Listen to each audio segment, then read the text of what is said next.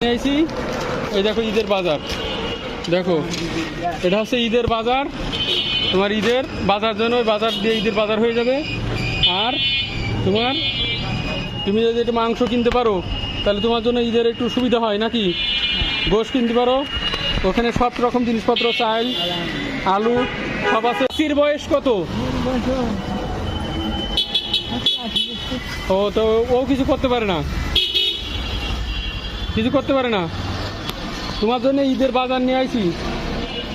ঈদে যেন তোমার বাজার করা না লাগে, এই জন্য তোমার জন্য ঈদের বাজার নিয়ে আইছি।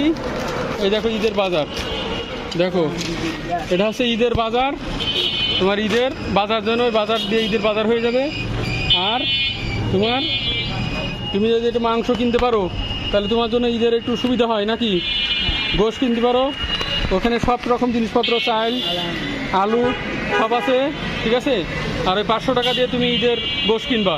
আর এই ঈদের বাজারে ওখানে তোমার পোলোয়া চাল আছে, আলু আছে, পেঁয়াজ আছে, ঠিক আছে।